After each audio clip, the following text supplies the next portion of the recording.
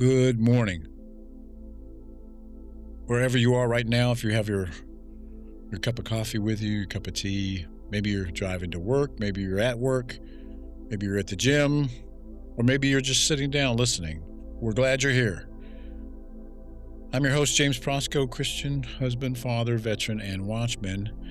And normally we stand on the wall, don't we? We sound the alarm, expose the darkness, and call it what it is, but not today. Today is something else. Today we sit in the silence. This week we've been walking together through the most important moments in the life of the church, and even the life of the church as we know it today. We've arrived on Holy Saturday. Lord, this day feels unfinished, quite unclear, quiet. But help us stay here without rushing to answers. Teach us to trust you even when we don't know what you're doing. And this day, nothing's moving. Nothing moves. Christ is dead. The tomb is sealed, and heaven is silent. This is that day when most people don't know what to do. We understand what the cross is. We understand the significance of the cross. We celebrate the resurrection. But this is different. This feels like a gap. And yet something is happening. We say it every week. He descended into hell. And most people either misunderstand it or they ignore it and just say the words and move past it. It doesn't mean he went to the place of the damned. It means he went to the realm of the dead where the righteous waited redemption. Psalm 16:10 says it clearly, "You will not abandon my soul." For generations they waited. Abraham, David, the prophets, not condemned, but not yet home, because heaven was not yet open. So when Christ dies, he doesn't avoid death. He enters into it. And he does not enter as a victim. He enters as king. 1 Peter 3:19 says, "He went and proclaimed to the spirits in prison," not to negotiate, not to offer a second chance, but to declare that which was promised. And that has now been fulfilled. And the cross is where that price is paid. Holy Saturday is where the victory is announced. And when he enters that silence, everything changes. The waiting ends. The faithful are gathered. The gates that were once closed begin to open. But here is the line we don't blur. Judgment is not undone here. Don't mistake this.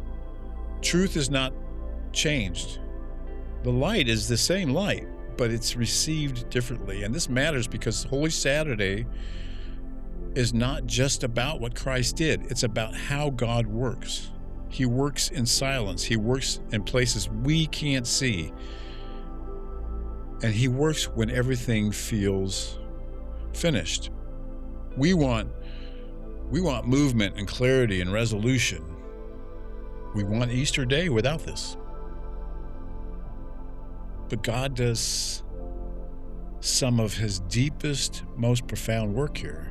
In the waiting, in the stillness, and in what feels absence, God is at work. In us, in you and me.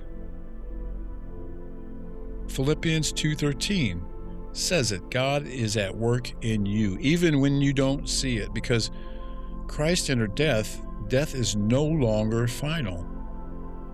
Revelation 1:18, he says, "I hold the keys of death and Hades." And that changes how we live.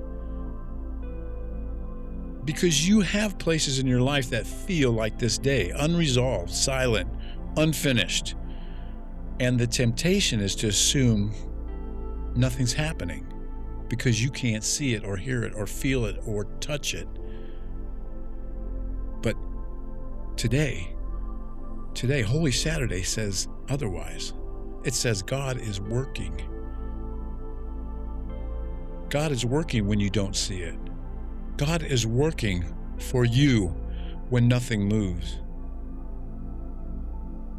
God is working for us when it feels like the story's already ended.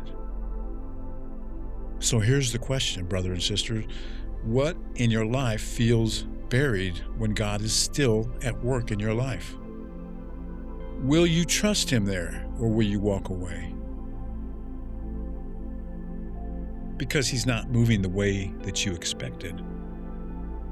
So today, don't rush past this. Please sit in it. Bring that place to him. The silence, the waiting, the questions that are unanswered, because even now, you cannot see what he's doing. Please don't let this stay in your headphones. These are not just words. These are moments the church still lives. So go.